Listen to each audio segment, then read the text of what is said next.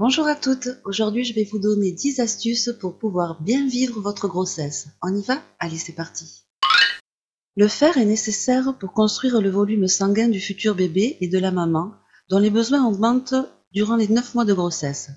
Quels aliments privilégier pour éviter l'anémie courante chez la femme enceinte? Eh bien, la viande, le poisson, les céréales ou encore les légumes secs.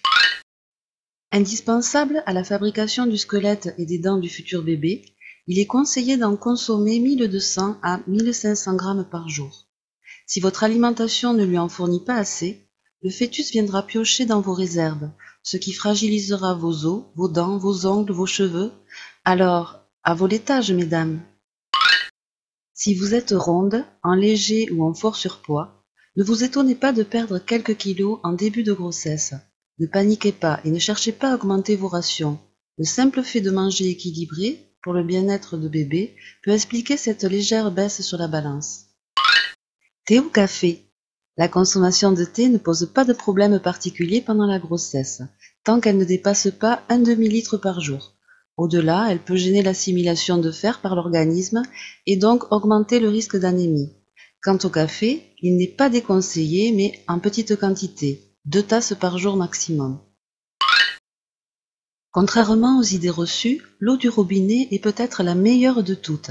En effet, elle subit plus de contrôle que n'importe quel autre produit et sa teneur en polluants est quasi nulle. Inutile donc de vous ruiner en eau en bouteille. À moins que cela ne soit votre péché mignon et que vous manquiez de nutriments essentiels. Pendant la grossesse, votre peau est mise à rude épreuve. Même si vous avez peu de chances d'échapper aux vergetures, vous pouvez tout de même limiter leur apparition. Comment?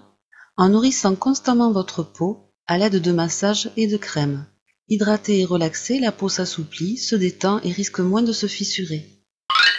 Cette pigmentation particulière peut apparaître sur le front, les joues, le nez, la lèvre supérieure, les tempes et les pommettes.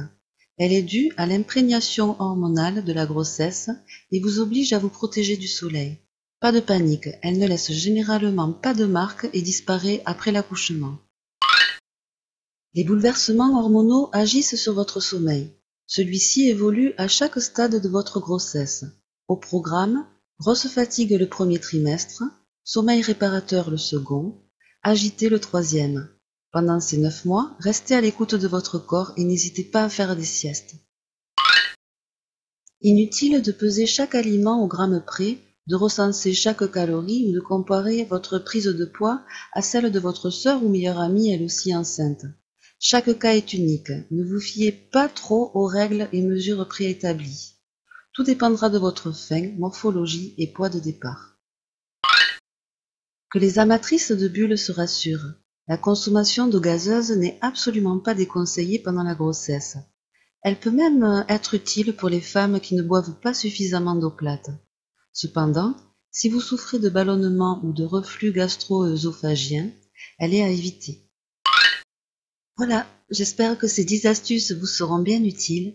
N'hésitez pas à regarder dans ma playlist les astuces et secrets de grand-mère sur ma page YouTube pour découvrir des tas d'autres astuces sur plein de sujets différents. À bientôt, ciao ciao.